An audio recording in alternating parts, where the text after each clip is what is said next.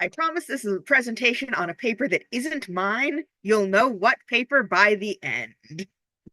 So, neuroethics. Um, we can look at the ethics of neuroscience. We can do the neuroscience of ethics, and we can ask, is our neuroscientific study of ethics itself ethical? Given that I am presenting this topic here, you might be able to guess that my answer might be no, or at least not always. Spoilers. Human subjects research, we should have respect for persons, so humans are treated as autonomous agents. How often does autism research fail here? Lots, so much. Protection for those with diminished or restricted autonomy, and there are often a lot of assumptions made about autonomy. They may restrict the autonomy themselves and then try to do protections that are more restrictions. It's a mess. We also want to maximize benefits, minimize harms, but now we have the question of what constitutes harm. Enforced masking, enforced passing for neurotypical tends to come with risks of increased suicidality. So researchers who think that that's a benefit wind up in conflict with autistic people who are like, no, that's actually harmful. Indistinguishability from one's peers is actually a harm. And then justice, who benefits, who's burdened. These are our basic concepts for neuroscience research being ethical. And now into the study that I'm looking at. We have 48 people in two groups. One is slightly younger, but there's no significant difference in gender, IQ, which is its own entire, or opinions of the charities used. We have a series of offers to accept or reject. We have good offers, which is the participant pays money, but a morally good charity gets more money than the participant pays. Half are bad offers. The participant gets money, but so does a bad charity too. I believe the good and the bad were like help the animals and like kick dogs or something like that. All the participants agreed with the classification of good and bad. And these were done in public or in private. Participants had an independent audience member who would sit in the control room to witness the public trials. And one randomly selected offer from the study they were told, would actually happen. We also did this during fMRI scanning, so we're taking pictures of their brains on a fancy pants MRI.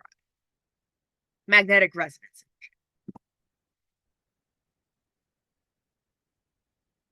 The amount of money that is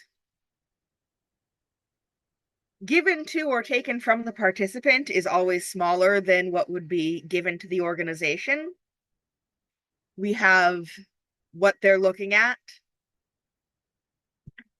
Eyes are representing the public condition, a lock for the private. Then we have results. Group A changes their behavior between private and public. Group B doesn't. There's no difference between the groups in decision time. I am intentionally not telling you what the groups are.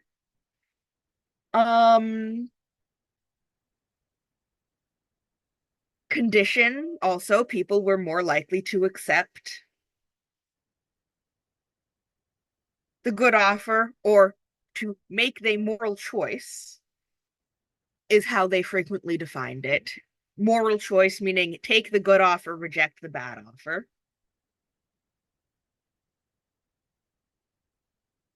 And the right temporoparietal junction, here's our fMRI result, does have significant representations for both the moral context, is this good or bad, and for is this being watched or not, in both groups.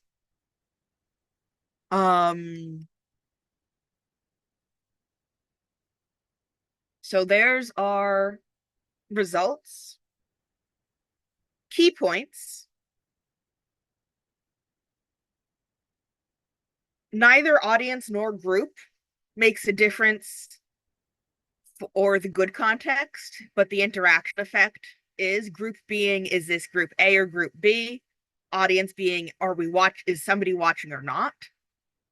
In the bad context, audience, group, and their interaction are all significant.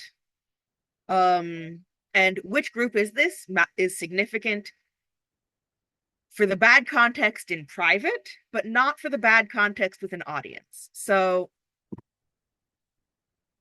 not knowing what these groups are, how would you interpret it? For time reasons, I'm going to say that's a thought question, not a discussion question. A is neurotypical. B is autistics.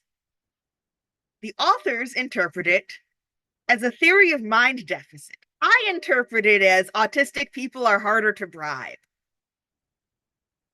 So, how would your interpretations differ from those of the authors? How were your interpretations similar to those of the authors? Do you think the authors might have interpreted their results differently had the group labels been masked, as they were in my initial presentation to you? That's what double-blind trials are about, by the way. Masking the groups. So, are autistic participants treated as real human people who do things for real human research? Does the participation help or hurt the participant? Autistic people in general? Think about stereotypes and bad research. And note that I'm aware of some autistic adults who no longer participate in studies run by non-autistic researchers because we don't trust researchers anymore.